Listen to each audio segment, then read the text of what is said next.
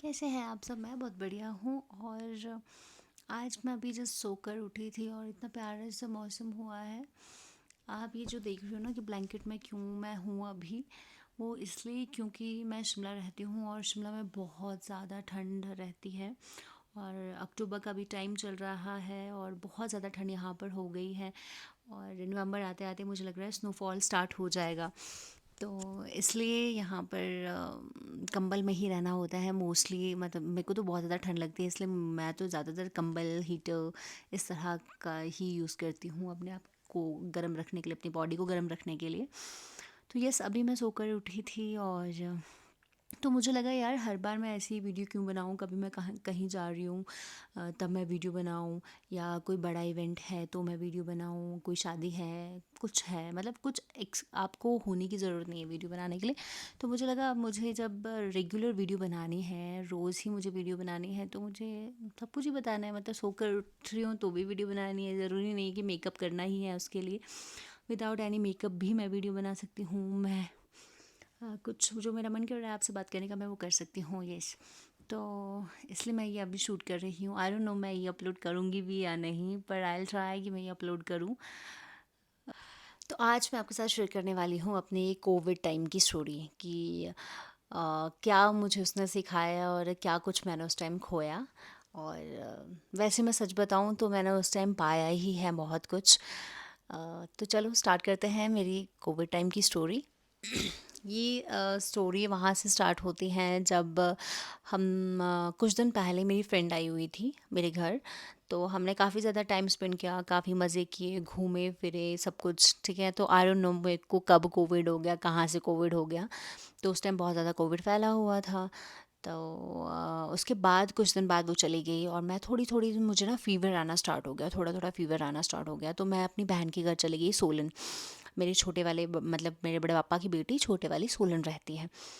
तो हम उसके घर चले गए, मेरी बहनें और मैं। सर्दी का टाइम था और मैं वहाँ पे चली गई। तो मुझे वहाँ पे शाम को उसने राजमा बनाई हुई थी और राजमा जब जैसे ही मैं खाने लगी तो मुझे टेस्ट ही ना आए। तो मैं उनको बोल रही कि आपने कैसी बनाई, ना नमक डाला है ना मिर्च डाली है, कुछ भी टेस्ट नहीं आ रहा है मुझे। और टेस्ट कहाँ से आता, मुझे तो कोविड हो गया था। तो बहुत ज़्यादा टाइम वो होने के बाद उन्होंने, हमें समझ नहीं आ रहा कि कोविड हो गया है ठीक है। तो जैसे ही उन्होंने बोला चल गुड़ खा, चल ये खा वो खा, मतलब डर तो हम गए कि यार तेको कोविड तो नहीं हो गया, कोविड तो नहीं हो गया, तू फीवर भी बता रही है, तेको टेस्ट भी नहीं आ रहा है। और पहली बार मेरे साथ ऐसा हुआ कि टेस्ट चला गया। अब जब पहले हम बीमार होते थे कभी टेस्ट नहीं जाता था। तो सब डर गए और उन्होंने मेरा बिस्तर बिस्तर अलग कर दिया कि कॉर्नर में ही सो जा तू, और दवाई वगैरह ले ली। और सुबह उन्होंने बोला कि तू निकल शिमला और अपना कोविड का टेस्ट निकाल, क्योंकि वहाँ पे बच्चे, उनका बेटा था, मेरी दोनों बहनें जो हम यहाँ से शिमला से गई थी वो थी। तो मैं ला हाँ यार सही बोल रहे हैं, ये शिमला में एटलीस्ट मैं अकेली हूँ और बाकी लोगों को होने की संभावना तो नहीं होगी। तो मैं चली गई, मैं आ गई। सबसे पहले मैं अकेले आई, मैंने ग्लव्स खरीदे और ग्लव्स हाथ में लगाए, मैं 2 से 3 मास्क लगा दिए। और बस में आई अकेली और बस में साइड में मैंने बैग रखा हुआ ताकि मेरे साथ कोई बैठे ना। तो बेचारे एक अंकल बूढ़े से, मैंने उनको बिठाया ही नहीं। वो बोल रहे कि बैग उठाओ बेटा यहाँ से अपना। मतलब नहीं नहीं, पीछे सीट है, पीछे जाइए आप। मैं कहा बैग बहुत भारी है, मैं नहीं उठा सकती। बेचारे वो मुझे इतना घूर रहे हैं, अब उनको क्या पता कि मैं उनको भी बचाने के लिए ये सब कर रही हूँ। मतलब कोई बात नहीं, नॉट अ बिग डील, उससे कुछ नहीं होगा। अभी मेरे लिए इनकी जान बहुत इंपॉर्टेंट है।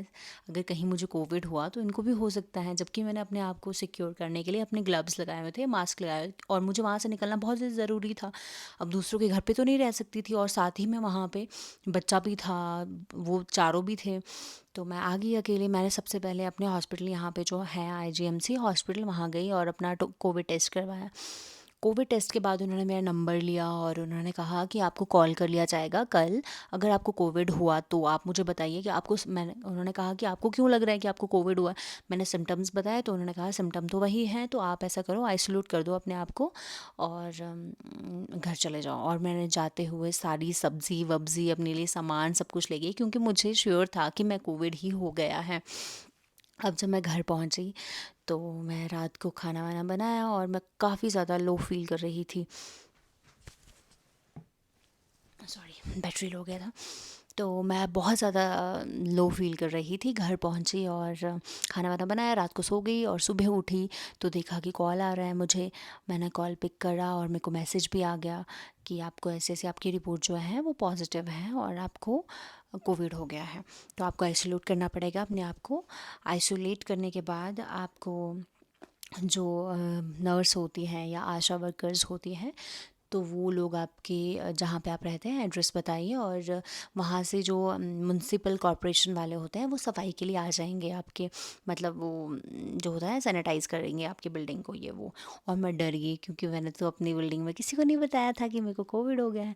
तो फिर मैंने यार, फिर मैंने कॉल किया उनको, म्युनिसिपल कॉरपोरेशन वालों को, कि सर ऐसे से अभी किसी को भी यहाँ पे पता नहीं है, डर जाएंगे लोग, तो आप ऐसा करिए, मैंने कल से जब जैसे ही मैं आई हूँ मैंने अपने आप को आइसोलेट कर दिया है, मैं किसी से बात नहीं कर रही हूँ, कॉर्नर में मेरा घर है एकदम, वहाँ से किसी का आना जाना भी नहीं है, मैं बाहर भी नहीं निकलूँगी, आप प्लीज़ मत आइए, तो यहाँ पे डर जाएंगे सभी।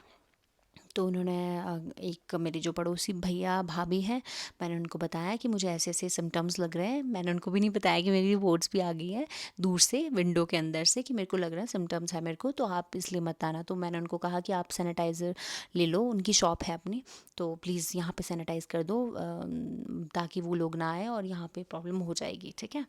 तो मैंने उनको बताया कि ऐसे ऐसे अभी आई तो नहीं है रिपोर्ट, पर ऐसे चांसेस है।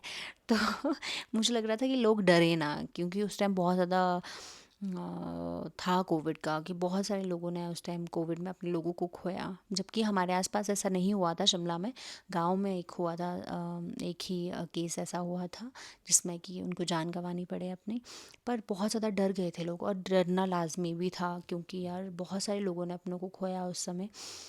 और यस, तो ऐसा टाइम रहा, फिर मैं अपने घर में ही मैंने 19 दिन अकेले अपने साथ स्पेंड किए, और बीच में मेरा फ़ोन भी ख़राब हो गया 4 से 5 दिन के लिए, और साथ ही में मैं किसी को ना बता पाऊँ, और मेरी हालत इतनी ख़राब कि उठकर खाना भी खाना है, अपने आप को मोटिवेट भी करना है, अपने आप को अच्छा फील भी करवाना है कि नहीं, you can do it, you can do it, तू कर सकती है, सब ठीक है, सब ठीक है, खाना बनाना है प्रॉपर।